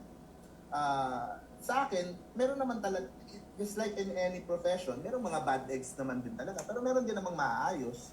Meron maayos in a sense na... in a sense na Mark Gamboa sila. pero yun eh. Pero kasi pero naiintindihan ko naman yung argument. Na sa amin, sa vlogging, walang code of ethics. Right. Walang editorial processes, walang training. How to handle communications and balance. Accountability, hindi kasi bigat nung sa ano. Right. Pero kasi we're a young I would always advocate for this. We're a young industry eh. We're still growing, we're still learning. Eventually in the future, baka hopefully kami yung magpulis sa sarili namin. Eventually, ganun. Right. Like sa akin with or without accreditation, they will cover Malacanang naman. They would, diba? Parang it's just ang pinag-uusapan lang yung nandoon mismo eh. Yung papasok ka mismo sa Malacanang eh. So sa atin, kesa siguro ang stand ko, kesa labanan itong wave of the future pagdating sa media, I think yung side ng Pink should develop their own and better and basta mga better na vloggers, better na I always say na itong mga vloggers ngayon, from our ranks, will rise yung mga media companies of the future eh. So Tulfo, you're looking at Tulfo Brothers. Tulfo eh, di ba? Yeah. He started sa radio, pero ngayon he has his own company, media company, company na. Ganun din, and marami dito sa mga kasama ko ngayon. Ako right. din in the future, yun din ang gusto ko. Pero sa States, we are seeing that eh. Yeah, like what role models do you have? Is there like a standard you think bloggers could aspire for na that meets certain basic requirements na legit? Siguro ang tinitignan ng mga in terms of pagiging unbiased, wala na talagang pag-asa yon. Wala na talagang pag-asa yung magiging unbiased yung mga karamihan sa mga vloggers. Because that's how they get engagement, di ba? That's how they get engagement, their crowd. Kung titingnan mo sa US, yung mga tipo nila, the Young Turks, tipo nila Ben Shapiro, So tipo right nila and left, Crowder, yeah. right and left, progressive, centrist, Latin Pool, sila Secular Talk, ang dami. Tapos, Interesting. they start as vloggers, they become podcasters, Right. tapos they become media companies na with their own employees, set, TV, madaming employees, o so 10 na yung empleyado nila. They are a media, with researchers. So, yung But Ben Shapiro was not given. I mean, he was anti-Trump, but I don't know. Maybe I'm not. I don't think Republicans would give him like a past a White House correspondence club or something like that, or like the Turks, the Young Turks. I mean, they're Democrat, right? Kinda ish. Maybe if Biden. I mean, sorry. Maybe if Bernie wins, maybe. But even that, I don't see it. Kasi in the U.S., you're right. Meron tayong mga quote-unquote legit with clear ideological bias, right? So the Young Turks clearly left, right? Progressive, more Bernie But bros. the thing is, mainstream media, marami na din ganun eh. Sa US eh. Sa US, mas tanggap nila eh. MSNBC and ano, sa Oh, na-clear yung bias. Fox News are right, Newsmax, farther right. Far right, yeah. So parang mas tanggap na din nila yung pagdating sa bias din eh. Sa Kaysa atin hindi pa eh. Nagsisimula pa lang ma-accept ng mga Pero, tao yung okay, now let me challenge you on that. I think you have made your point, and I see your point definitely, and I really want you to make that point. But there are a number of issues being raised here. First of all, it's not bloggers per se, but the kind of bloggers that have been operating around, those who made it, right, in these elections, right? The kind of out of this world alternative facts that we're seeing from these people. Not to mention yung sobrang salacious, nasty attacks on Lenny, among others. I'm not going to even talk about them trolling us and the rest. Like, I'm just going to put that aside for a moment. So it's that, no? And then in the issue of bias, like bias is like, okay, for instance, I have a bias for, let's say, political freedom. So obviously I'm not going to support dictatorship, right? So you can call me biased for freedom, but I don't see anything wrong with that. But there's another bias which is like, parang binayaran tong gagong to. Parang, you know what I'm saying? Like, purong pro this candidate, anti another candidate. Again, I'm not trying to insult anyone, but it really looks like they're just attack dogs for certain candidates. They're not really there to examine the debates or even pretend to. Like, there's no pretension. So, one is the slipperiness by which they handle facts. The second is they look like more attack dogs than reporters or people who really transmit the issues. Because I'll be honest, Mark, I am a columnist, right? So a lot of journalists do not consider columnists as journalists. But I think technically columnists are also journalists, right? So I'm a columnist for Philippine Daily Inquirer. I write for around the world. But still, a lot of journalists, the purist one, look at me as an analyst or a professor, right? That's what they call me. They call me, respectfully, they'll call me professor, although technically I'm associate professor, but still, we're considered professor. So yung mga gusto mag-question ng credential ka, I'm sorry, associate professor are still professors. But anyway, and the others will say you're an analyst. So you're allowed to do that, to have opinionated takes. Kami reporters, hindi. We just have to report what happened without our own getting in, parang you don't step into your report. While columnists can do that, right? You can say about how I feel, how I think, blah, blah, blah. So even I, as a columnist, and so I am not considered as a journalist by some of the other journalists because they say my work is too opinionated. It's commentariat. Though I would, like you, I would question that and say, I think that's very old style. I think columnists and opinionated takes are also journalism in a way, right? So in a way, the definition of journalism is being already stretched. But some would say at some point there has to be a limit. Otherwise, if something is everything, then it's nothing, right? If anything is journalism, then nothing is journalism. So there has to be a threshold, and I think that's the debate. But the second thing is, as columnists, I mean, if you write for big newspaper and all, there's a fact-checking. So, Mark, I cannot just write whatever I want. Dadaan ito sa editor sa Inquirer. And if sakali may sinabi akong kagaguhan or whatever, sorry for saying that word, there is actually legal and contractual obligation there. My obligation kami, for instance, not to be completely biased or, for instance, kung mahuli kang columnist, binayaran ka pala to write these good things about these candidates, oh, you're in trouble. You're legally in trouble. So I don't think any of that applies to our blogger friends. So even as someone who's not considered as a journalist by other journalists, I would say that maybe bloggers are a little bit step too far if you look at it. And when I'm in my vlogger mode, I'm consciously in my vlogger mode. So I'm here really for enjoyment, entertainment, etc. I see the value, but I'm not gonna pretend that I'm doing it like a classic journalist style. Although, of course, I wear too many hats. So that's I think that is also the issue. It's a very good point naman talaga. Siguro mali din naman yung try na parang i-equate yung mga vloggers doon sa journalist na. Siyempre iba yung training, iba yung system, iba yung ano. Pero yun nga, like I said nga, yung industry namin, yung ano namin is very new eh. Yung siguro let's be specific eh. News blogging eh. Okay, tell me. Okay, now I want to listen to you. So your argument, sorry, I'm cutting you. So your argument is that we're still in an infancy stage. If you give us more chance, not all, may mga talagang mga bardagulan style, may mga scalawags, but if you give all of us chance, in 5 to 10 years, we're gonna have enough information, networks, ideas to come up with a much more legit, authentic, fair coverage of political events and do it in an entertaining, instantaneous way that our audience will appreciate. Kasi sa media, 3 days pa kami mag-edit bago kami maglabas. Ang tagal oh. Yung sa fair, I have given up on that eh. You can't expect alright. pro-BBM vloggers to be fair dun sa side nung isa eh. Sa akin, kaya nga ang point ko, the vloggers are there eh. Kahit makapasok sila sa Malacanang or hindi, kukunin lang nila yung live, mag-a-analyze sila, mag-aano sila. So, their audience will still watch them.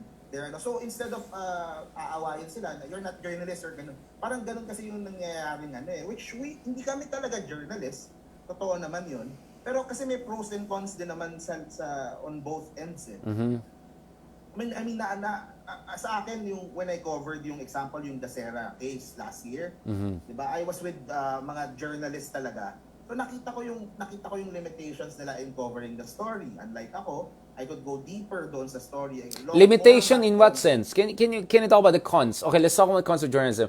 Like, mababaw or like mabilisan lang, news cycle lang? In what sense? Yeah. Like, kunyari, yung isang buong araw ng news about dun sa pangyayari doon, they would fit into 2 minutes na palabas. Okay. Unlike doon sa amin, na talagang may analysis talaga na 30 minutes, 1 hour.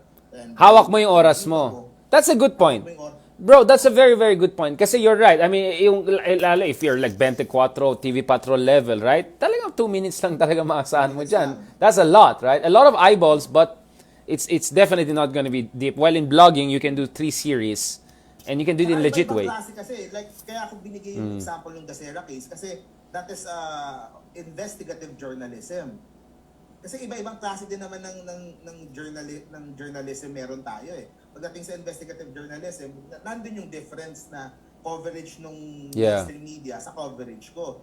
Pagdating naman sa journalism covering politics, medyo ibang issue din yan kasi yung bias, yung that's different from handling kunyari a criminal case na facts are facts. Na 'di ba kung ano yung nangyari kung ano yung ebidensya, yun yung susundin natin. Unlike sa pag sa political na medyo may halo na ng opinion, emotion, emotion and so yun yung isa pang That's interesting. Magandang i-define. That's interesting. How about sa sinabi ni Teddy Boy na wala naman daw journalism sa online, social media. Yung mga journalist lang daw is sa print or sa TV. What are your thoughts on that? Yeah, first of all, Teddy Boy. Dami kasi mga boy eh. Teddy Boy has blocked me on Twitter, so I don't know what the hell he's saying there. Not like that I miss him, but I look forward to our next foreign secretary na hindi ako na-block sa Twitter. Ewan ko sa insecure na tao yan. Actually, there was a time na invite namin siya for an interview we do, but it was gonna be online, and he actually snubbed it. He said, I don't do online and all.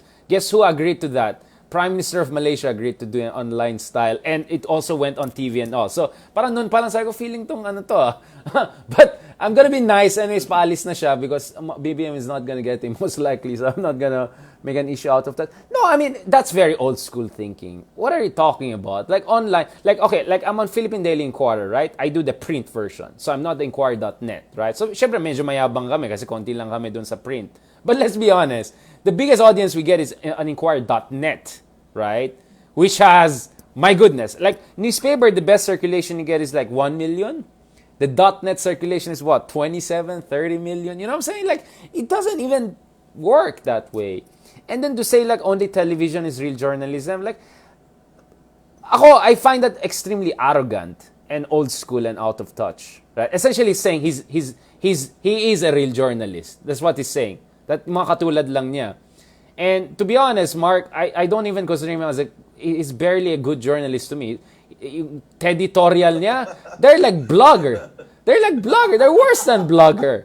It's horrible, right? It's horrible. The prose is okay, but the delivery is horrible, and the content is pathetic. So, I don't know. He doesn't pass my standard as journalist. And I'm saying that as someone who actually has written op-eds for the New York Times and Washington Posts of this world. So, hindi ko alam anong yabang ni Teddy Boy doon, but boy, you're not even my level, alright? So, wag kang magyabang din.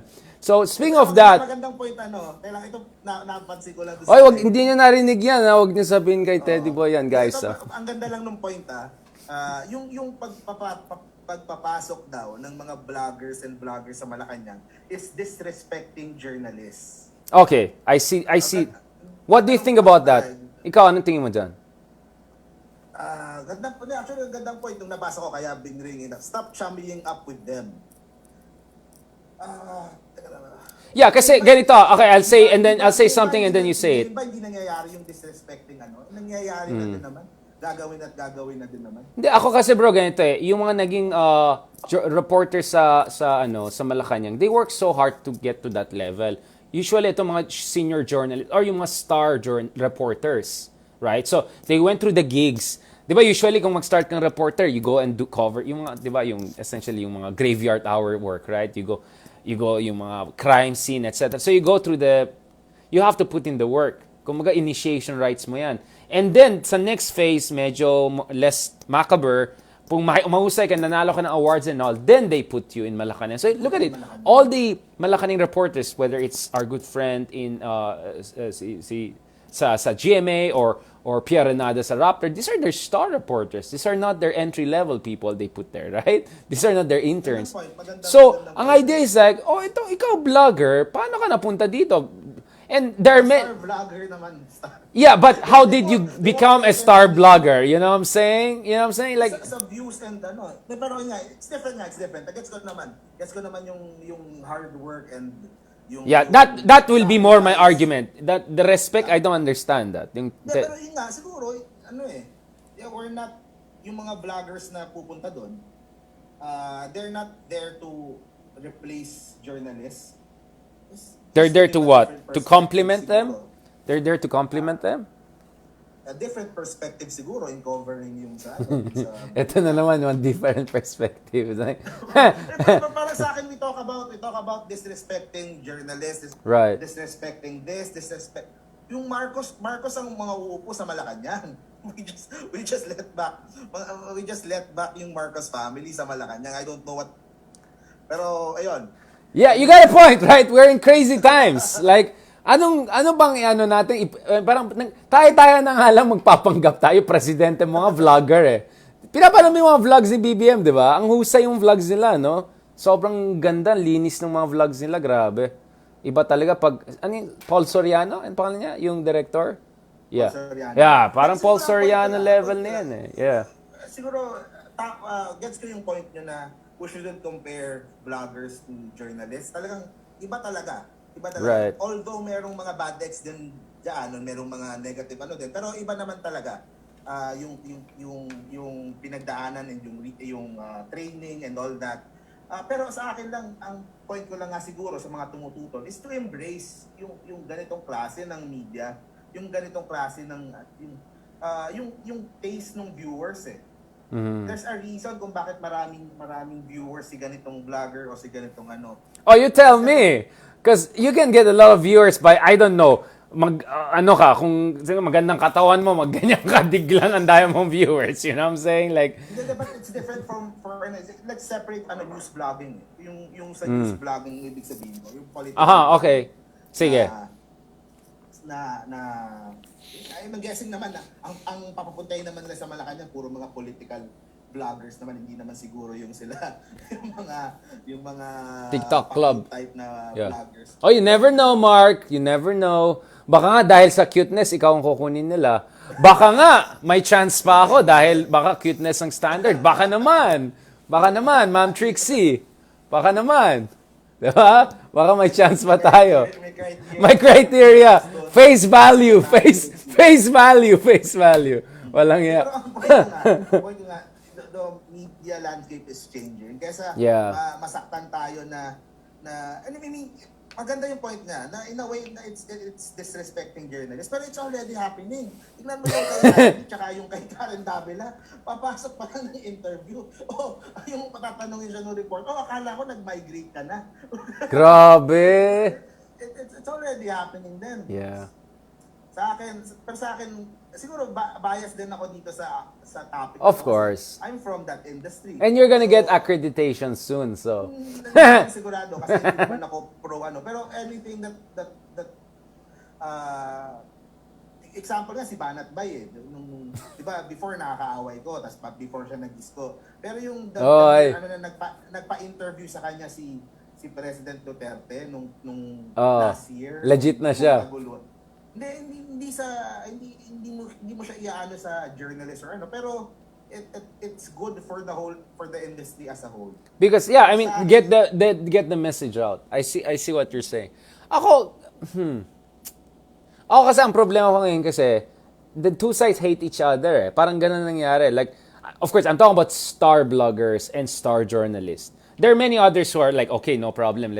But if you look at the top on two levels, like the big political bloggers, excluding us, of course, and star journalists and excluding us, of course. If you look at it, they really hate each other. I mean, like, grabe yung level of attack on each other, di ba? So, and we know what happened in the past 6 years. So, kumbaga, bad blood yun eh. May pagka-bad blood tong situation. Although I understand what you're saying, actually, it's not only media change. The world is changing. The technological landscape is changing.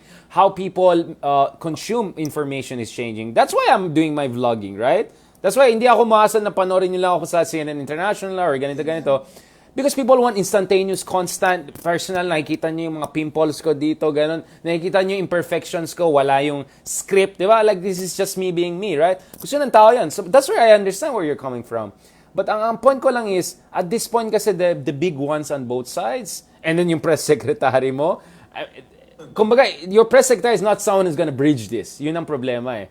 Probably it would have been better, maybe in future sometime, there could be a press secretary who's from both worlds and put them together. All right, I'm not recommending myself. That's not the kind of job I'm looking for. You know what I'm saying? Yeah, just to be clear, hindi press. Hindi ka ma-accredit yan. You're aiming for a job pala eh. I want the job. Like, I don't like. I want your job. You know, I'm kidding. Nah. I want a different cabinet position. Sa akin, gets ko din naman yung magkaaway. Pero wag kasing personalin. I mean, sa akin yun din naman ang point ko pagdating dito sa politika. Separate, ako I always separate yung trabaho ko with yung sa personal na. Si Banat ba yung nag-away kami last year? Pero kami okay naman kasi trabaho yun eh. Yung pag-aaway namin. I see. Diba? It's a different thing. Kung personalin ka na talaga, kung pero pare, grabe kasing ginagawa nila. I'm not gonna even talk about myself. Yung iba, inattack yung anak. Yung alam mo yung ganun, bastusan na talaga bro eh. Bastusan talaga. It's really ugly. Pero gets ko din naman na there has to be a way for us to, na mapulis yung... To bridge it. Sa aming mga vloggers na. Pero we are under din naman yung same law sa libel, cyber libel. Yeah, yun pa. Isa pa yan. Yeah. Maybe I will endorse you as assistant secretary for PC or undersecretary. Then maybe you can do that. You'll be the liaison and you have my full support. Kung nanalo sana kami. You never know. By the way, speaking of which, akala ko si Isko baka pwede bigyan ng cabinet yan. Hindi kaya walang chance si Isko after 1 year? Like, maganda sana DILG sa kanya, no? DILG. Baka it's better to to mag-independent. Magbakasyon siya. Kamusta si Isko ngayon? Wala akong narinig masyado. Si Lenya, alam natin. Pero si Isko hindi. Business as usual sa Manila. So, inaayos na lang yung turnover din sa susunod na. Right. Sa vice mayor na. So, magaling ako dun kanina. Okay naman.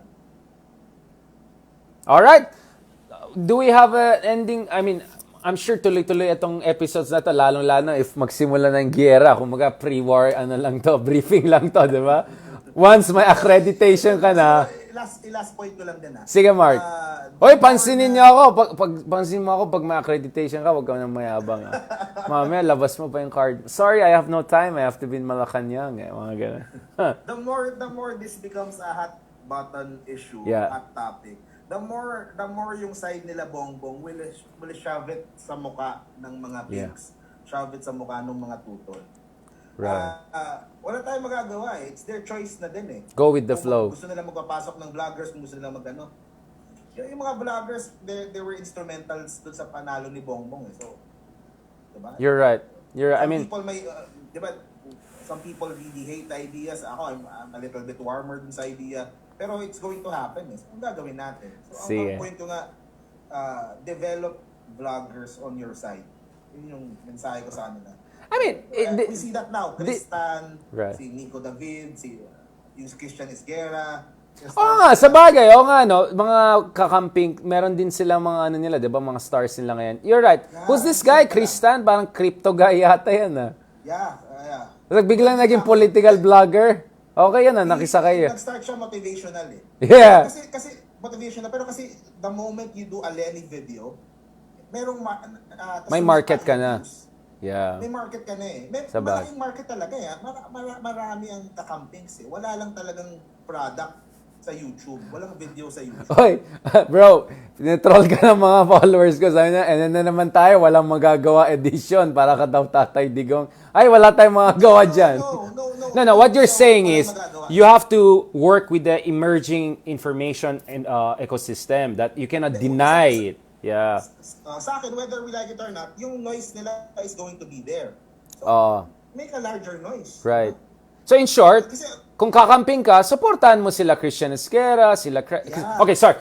By the way, to Chris, Christian, I didn't mean to say your partisan. I'm just saying that your liberal democratic points of view is obviously more amenable to the kakampings than the others. Just to be clear, I'm not trying to tag some of our friends because Christian is a legitimate journalist. Now, that Tristan guy, maybe different yan kasi talagang mukhang vlogger yung taong yan, di ba? He started talaga Lenny. Yeah, exactly. So David is also another friend. Right, I didn't know about it. Please tell us, I mean, because of you, I'm getting to know these people. Alam, obviously, wala akong time, di ba? Like, I'm just producing, wala akong time. So, dahil sa'yo, I got to know Banat ba? I got to know Sangkay Janjan, Maharlika. You know, now expert na ako. I go around the world. You know, back in the day, there was Sangkay Janjan and Maharlika. And nagkakamot sila na, sino yung mga ganun? Tapos magsishik. Oh, shoot, may talagang ganun. Ang galing ni Haydarian. Talaga, he's a social media expert. Hindi niya alam. Kay Mark Gamboa lang galing yung intel ko dyan. Tristan is getting a lot of views. Ang laki. Ang taas ng views niya sa channel niya. Sa YouTube, no? Oo. Kaya ang point ko sa mga kakampigs na everyone watching it, malaki yung market. Right. Alam mo si Tristan, if he continues dyan, gumawa siya ng 1 video per day, pwede siyang kumita sa YouTube ng at least 6 digits. Ay, wag na tayo mag-usap ng pera. Mahirap na ngayon. I know. Like, it's gonna be a whole career. No, that's my way of encouraging kesa awayin nyo yung mga vloggers na hindi nyo din naman maano, nandun pa rin naman yung mga channel nila. Make your own na din. So, yeah. At least that's how I view din yung, 'di ba, yung Fox News and right. CNBC. At least meron equal on all sides. Right. Watch everything, then you decide. So, Mark, since ikaw yung expert, anong advice mo sa akin? Kawawa naman ako. I criticize naman all camps. Di ba? I mean, daming kakamping galit sa akin kasi may mga kinwestiyon din ako. Kinakancel na nga ako. Buti ang dami kong mga kameta kaya sinusupport nila ako. Pero I get your point, yeah. In short, there's the market. You can build your niche. If they have their commissars, so that's really the term, commissar, di ba? Ito yung mga propaganda chiefs. Make your own commissar, di ba? Cold War, di ba? Cold War to eh. May commissar ang Soviet Union, meron din. I see what you're saying. Yeah. Hindi, yung sa'yo, sa akin naman din, ito for message ko din for kakampings, hindi ko din masyadong magets na how many of them would attack you. Kasi I would rather have them exert yung kanilang effort dun sa mga talagang nandoon talaga sa camp na yon. Right. Instead of, di ba? Yeah, ganda ng sinasabi mo, bro. I like it. Can you say this again? Yeah. So rather than attacking the other side, support your own vloggers or yung mga mas malapit sa isip mo? Is that, Yeah, they don't have to support you kung if they don't Right. believe everything lahat ng sinasabi. Pero yung mag-ano sila ng effort to attack you pa, they could use Right. that effort to attack yung iba talaga na who's really damaging Lenny, who's really Right. tinatawag si Lenny na madam or Yeah. lugaw or Yeah. bobo. Len. So mas mag-exert ng effort sa doon instead of yung mga people who are already medyo in the same as you, in the same wavelength as Right. you, Or medyo echo iba chamber. naman konti. In short, Yun ang- support your echo chamber. Parang ganun. Oo. I-monetize yung echo chamber mo, i-monetize mo. Yeah. Practical lang. Imagine if yung YouTube naging parang Twitter. Oh, yeah. Ang hirap, di ba? Kung, alam mo, kumita lang sana ako sa Twitter, mayaman na ako ngayon eh. Ang lakas, di ba sa Twitter, grabe yung... Pare, engagement ko, 28 million, 30 million, pero ang kita ko, 0. Kaya sana si Elon Musk, tulungan mo kami mga walang kinikita sa Twitter. Wala akong kita dun eh. 0. Babayaran. Wala. Bayaran ko pa yung internet ko and aircon, wala akong kinita. Babayaran kayo ng crypto sa Twitter. Walang yan. Oh, sana. Dogecoin ba yan? Oh, by the way, bro, ito, kasi dahil may live ako dito, may mga tanong pala dito. Sabi pala ng isa, si David pala, kinakancel din daw ng mga kakamping ke. Si David ba yung sinasabi mo? Totoo ba yan? Ayan, magtanong kayo guys. Kung may tanong kayo kay Mark is tanong nyo sa akin. Nakikita mo naman, di ba, Mark? Dun sa comments. Ayan, doon may silver pala itong live natin eh. Tingnan mo nga yung mga comments. May mga magandang comments. So may mga supporters. Echo chamber yet go out once in a while. Yeah. Kasi Oh, that's good hindi naman talaga. Tama yung point nun sabi ni Rhea Cruz, di ba? Oh, tama yung point ni Rhea. Yeah. Monetize your echo chamber and then Monetize your And then- kasi it would get Malacanang accreditation. Sabihin ko sa mga kakampings na, kasi maganda at least na yung audience mo, sa YouTube talaga yung yung brainwashing talaga. Oo. Kasi araw-araw, Tama. 1 hour, 2 hours a day, nandun talaga lahat. Pag sa Twitter, kayo eh. Kayo yung pero pag sa YouTube, parang it's a daily entertainment na eh. Right. Ano pa? Tingnan mo may ibang questions nila. Wait lang. Tanggalin ko muna tong troll na to. May mga troll na ako ng konti. 1 second. Okay. May nagtatanong about Card Balita. Ano daw? Hindi. Perspective about Card Balita in the next election. Love ko yan si Sir. Oh, God bless him. He's a really good guy. Because of that. Monetize echo chambers. Oh, sabi Much ni hatred ang nangyari. Oh, si Zocat, support daw both of us. Oh, yan. Thank you guys. See, vloggers kami. Send ng stars tuloy Oy, ano kami ang tawag dyan, vloggers kami. Oy, nakikiano ako kay Mark. Riding on your coattails. Pero mabait kami. Stars Richard may pa-spiral na tayo. Ayun, no, bro. At dahil nagparinig ka eh. Nagparinig ka kasi, bro eh. Ayan, may mga supporters tayo dyan. Thank you. Third first to, bro. Third first. Gawin kong third first tong meta. Neither this nor that. Ano sabi ni Mitch Tengcho? Siguro fair din naman sabihin na hindi naman usual sa kakamping na dumayo sa channel ng ibang vlogger para mang-away. Hindi katulad ng iba dyan. So parang point nila, mas bardagulan ang kabila kaysa sila. So parang kumbaga, mismatch. Parang sila pupunta doon with ballpen, sila may kutsilyong dala. Parang, yan ang mahirap. Alam mo ang alam mo ang role ng sa YouTube ng mga vloggers is to feed yung mga tao kung ano yung sasabihin nila kapag nakikipag-away sila sa comment section ng Right. So parang yun ang inaarmasan nila. So that's why nanonood tapos Right. yun yung gagamitin. Alam mo, natutunan ko to, kailangan ko itong gamitin. Mark, magsulat tayo ng, alam mo yung mga libro na binibenta sa 7-Eleven, ayan na, may endorsement na. No, yung mga mahirap maging pogi, yung mga ganyan, pero gawa tayo ng short lang, like 30 pages, tapos how to win the blog wars. Alam mo yung mga ganon? And then yung biography mo, certified Malacanang vlogger, Mark Gamboa. Tapos, aspiring vlogger, hey Darian. Yung mga ganun. No, bro, honestly, your advice is really good. Really makes sense. I mean, if ikaw kakamping or hindi kabila na na-frustrate ka sa social media, kaysa maging, wala tayong magawa, disinformation yan, ganun. I think, alam mo, makinig kayo kay Mark Gamboa, marami kayong matutunan. Ako, honestly, meron na akong postdoctoral sa vlogger world dahil kay Mark eh. Dahil sa kanya, kilala ko na, I mean, Alam mo yung nanay ko dahil sa'yo, nanonood na siya ng Banat Bay ngayon. Like, alam mo anak, kapon, ito yung sinabi ni Banat Bay at saka sinabi ni Maharlika. Bakit mo sila pinapanood, ma? Ewan ko yung YouTube, inaano sa akin, sa algorithm mo. Kasi pinapanood ka, di ba? Given na yan. So apparently, kung ikaw pinapanood, inirecommend na rin si parang, kumbaga, ano kayo package pala kayo, walang sabi kong gano'n. Then mami, anak, alam mo yung latest kay Banat Boy? Paano mo alam yun? Ako nga hindi ko alam talaga.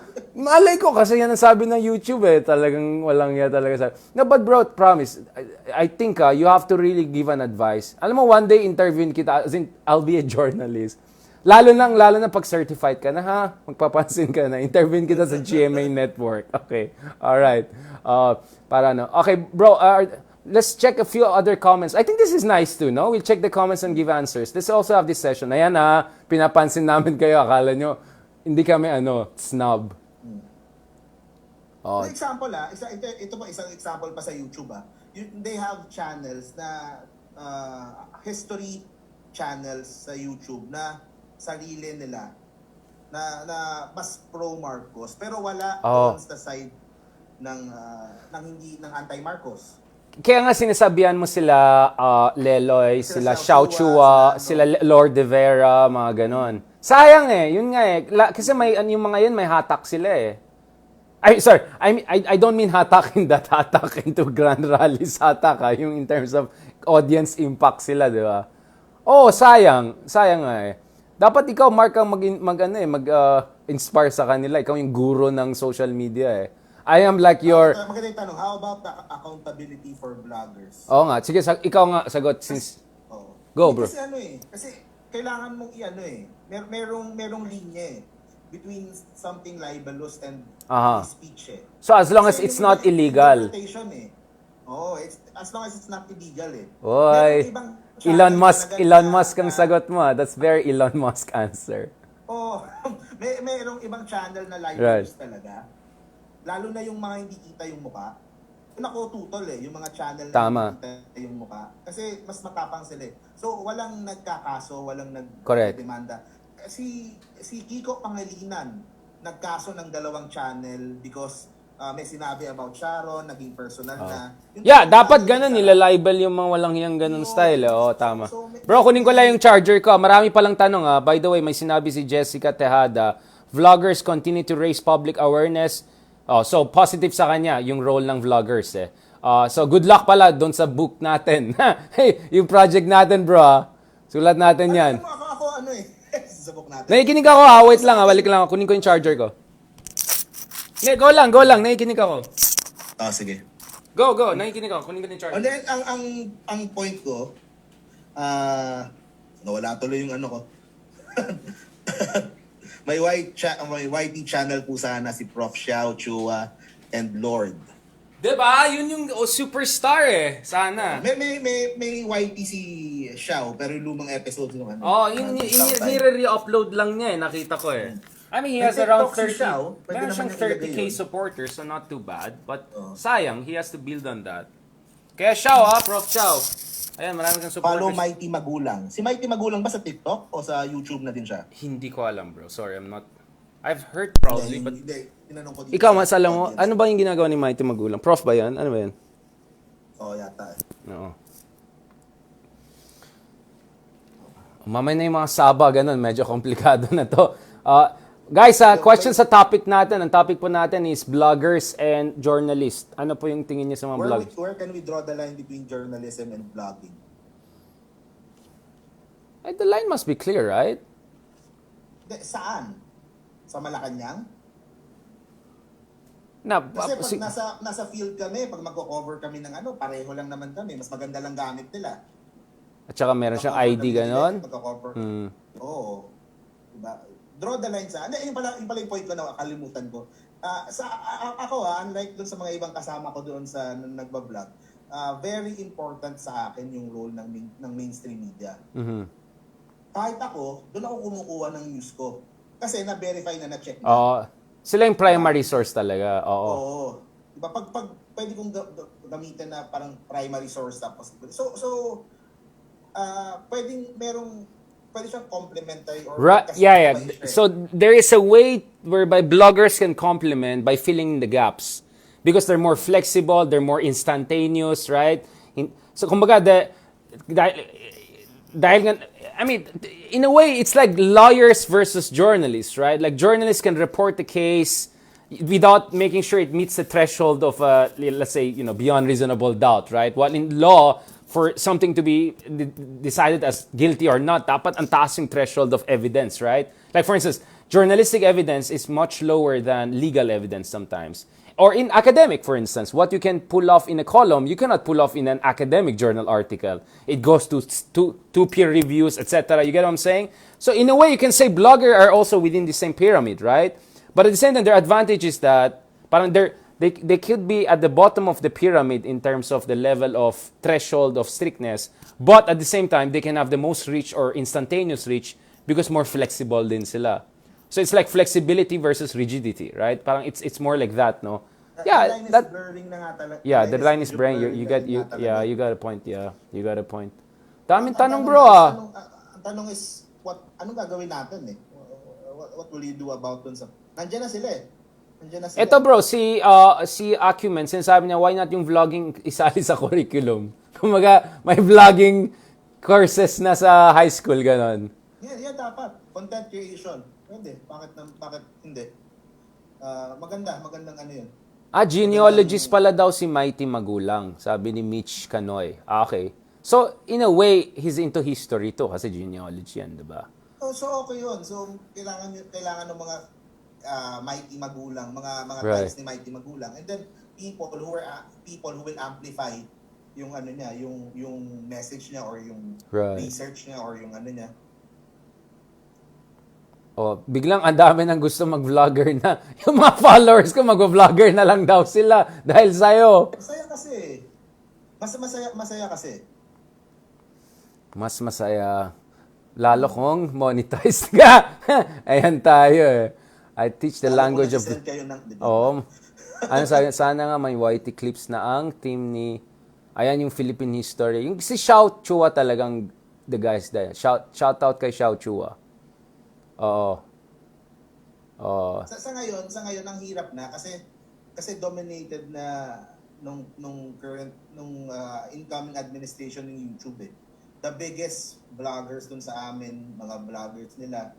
So mahirap ng hindi siya something that would happen overnight or in 6 months or in so mahaba-haba siya eh. Right. Mahaba-haba siyang proseso eh. So ano pala, minimum 20,000 dapat ang followers, sabi? Sa accreditation? Oo, something like that. Pero tingin ko bibigyan lang nila yung mga lagpas 100 siguro. Oo, yung medyo big time na, no? Mayroon bang numbers, alam mo, nag-maximum, like 50, how much? 40? Hindi naman siguro, pwede too many, eh. Hindi nakasya doon sa conference room, di ba? Yung bibigyan ng accreditation. Hindi pa nga sure na, hindi pa nga hindi pa siya na-approve talaga eh. Parang idea pa lang, proposal pa lang.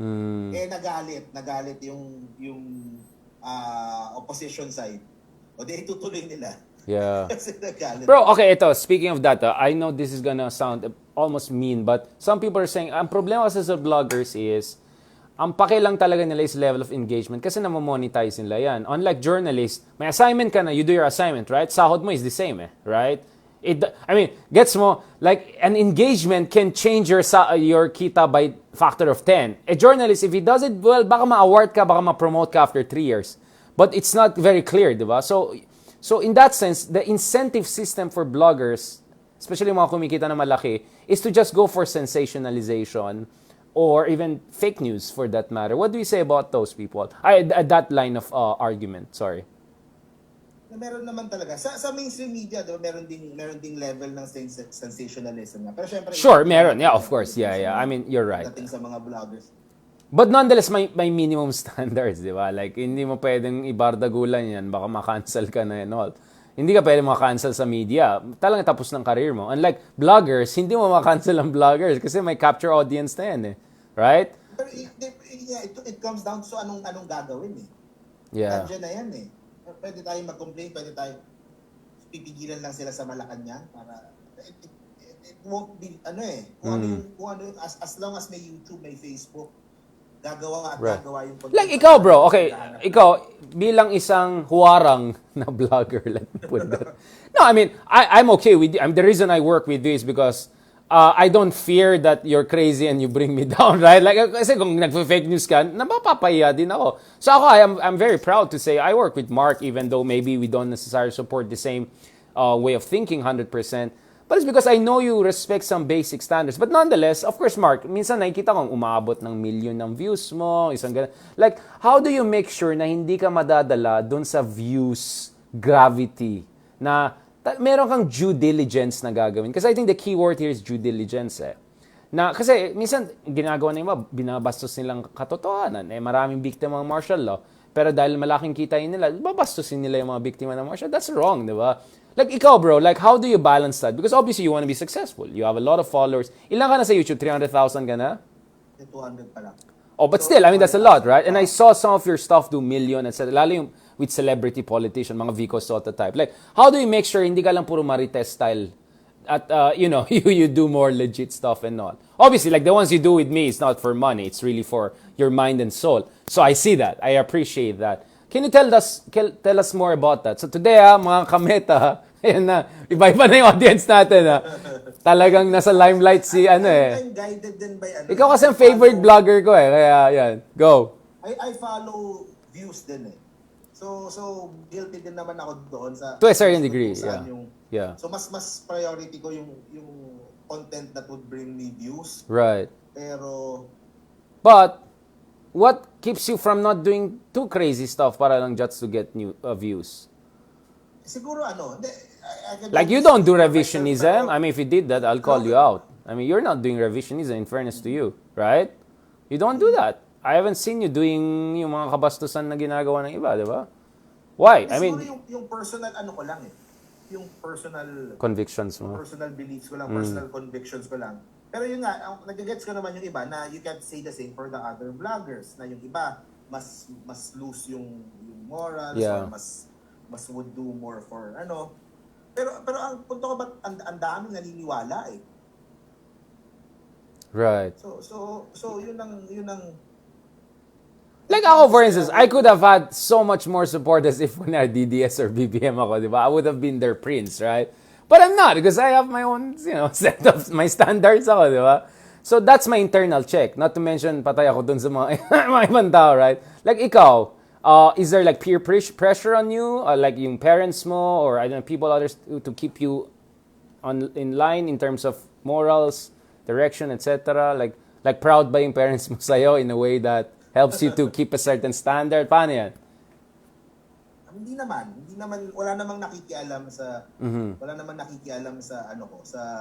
sa what I vlog or yung style ko sa or yung where I stand o saan ako naniniwala na siguro siguro kaya din ako nag-start ng nung 2019 nung pagpasok ni Vico, pagpasok ni Isko. Kasi I didn't want to interested ako sa politics matagal na, pero I didn't want to do yung vlogging na ginagawa ng DDS. Right.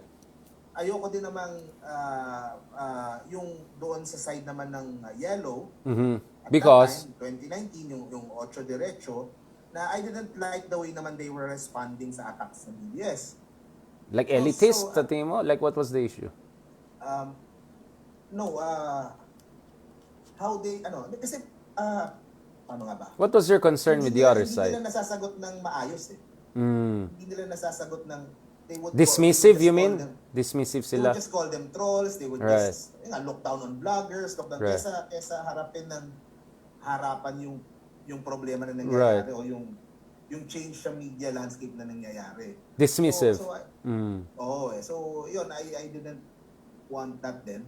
So nung pumasok si Vico, si Isko, okay to So I would become a pro-Isko, pro-Vico. Doon pa lang ako nagsimula. Ako nagsimula mag-vlog. Kasi I found a niche na I am comfortable with, na I can support, I can follow. Siguro, ganun. So yun yung opening thrust kasi mo. nakikita ko na syempre at that time, yung mga DDS, 2018, 2019, ang laki ng views eh. Nakikita ko. Yeah. Kasi hindi ko siya I have to live then with the words that I say. So, Right. para sa akin yun. Kaso nga, gets ko naman sa iba na mas ano sila. Tsaka, pansin ko bro, I mean, we have done many episodes, hours long with academic friends, right? Professors, experts and all. And I could see you're genuinely interested, even if pagod na pagod ka and all. So, you have this natural intellectual bent also to you, right? And it's not only because your parents are doctors or you're from Ateneo. I mean, it's just from you, right? Not to mention yung moral, spiritual upbringing. That's why I'm very comfortable with you. And I'm very happy and I'm very, I feel very privileged to also get advice from you. You're my vlogger sensei and soon to be certified sensei vlogger. So, very proud of you. Oy, biglang curious na yung mga tao sa'yo. Sino bang kausap mo? Pakita mo yung mukha niya. Ganun na yung iba, di ba? Si Mark Gamboa, pakicheck niyo yan. Oh, yung mga late dito sa class natin, pakicheck si Mark Gamboa. Please follow him. Models of Manila, right? On YouTube? And also, Models of Manila on YouTube. So, even if ayaw niya kay Isko, meron naman siyang Vico. So don't worry, balance na siya, di ba? Ayaw niya kay Banat Bay, may Hey Darian naman siya. So he covers both bases. Mahusay to eh. Tumatambay din sa City Hall to.